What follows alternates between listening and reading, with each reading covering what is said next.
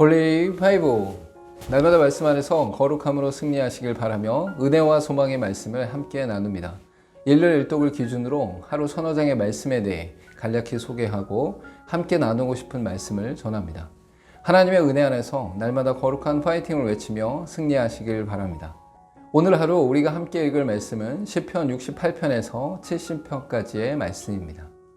68편에서는 역사 속에 개입하시는 하나님께서 모든 대적들을 멸하시고 하나님 나라를 견고케 하실 것을 찬양합니다.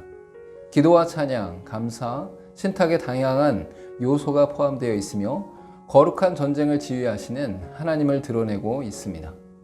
먼저 악인들의 멸망을 기도하며 하나님을 찬양하기를 권고하고 하나님의 성품을 묘사하며 찬양을 드립니다.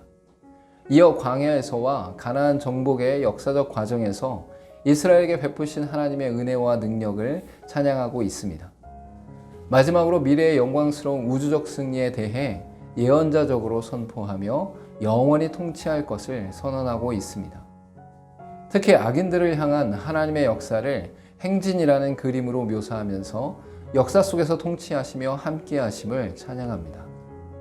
하나님의 통치와 승리를 신뢰하며 따르는 하나님의 백성들은 하나님의 보호하심 가운데 승리할 것을 선포하고 있습니다.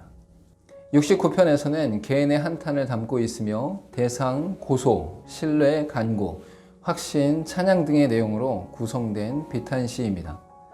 먼저는 자신에게 임한 고통을 구체적으로 묘사하며 악인의 증오와 창궐, 가족에게의 소외, 신앙의 조롱 등을 말하고 있습니다. 이어 자신을 고통에 몰아넣은 악인들을 향해 6번의 저주를 선언하고 구원으로 인한 찬양과 기쁨을 드리고 있습니다. 가까운 이들의 반란 가운데 극도의 위기와 아픔이 있는 상황 속에서 하나님의 구원하심을 바라며 기도하고 있습니다. 참된 신앙은 인생이 평탄할 때보다 고난과 고통 속에서 도리어 견고하게 나타나고 하나님을 더욱 신뢰하게 됩니다. 70편에서는 절박한 상황에서 구원해 주시기를 간구하는 탄원시로서 40편의 마지막 부분과 동일합니다. 구원을 요청하면서 원수로부터의 구원과 주를 찾는 모든 자에게 구원해 주시기를 요청하고 있습니다.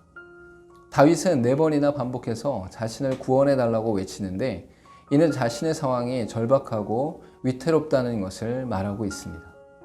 다윗은 악한 자들에 대해 자신이 직접적으로 대항하기보다는 기도를 통해 하나님께 맡기며 진정한 승리를 누리고 있습니다. 오늘 읽은 말씀 중에서 함께 나누고 싶은 말씀은 시편 68편 1절에서 3절까지의 말씀입니다. 하나님이 일어나시니 원수들은 흩어지며 주를 미워하는 자들은 주 앞에서 도망하리이다. 연기가 불려 가듯이 그들을 몰아내소서. 불 앞에서 밀이 녹음같이 악인이 하나님 앞에서 망하게 하소서. 의인은 기뻐하며 하나님 앞에서 뛰놀며 기뻐하고 즐거워하리이다.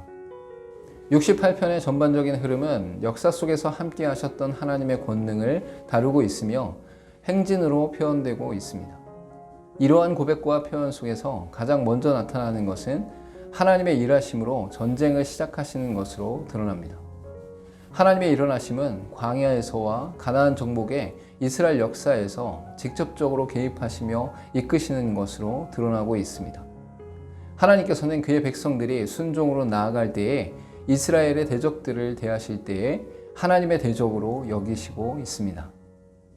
하나님의 백성들을 향해 보호하시고 인도하시는 하나님의 권능은 신실하시며 온전하시기에 능히 승리할 수 있습니다. 결국 하나님의 일어나심으로 인하여 대적들은 연기가 흩어지고 사라지듯 불로 인하여 밀이 사라지는 것과 같이 흩어지는 것을 알 수 있습니다. 함께 기도하겠습니다. 하나님의 백성들을 향한 하나님의 역사는 실제적이고 구체적으로 나타남을 알게 하시고 하나님의 싸우심으로 인하여 능히 승리할 수 있음을 날마다 믿음으로 선포하게 하옵소서.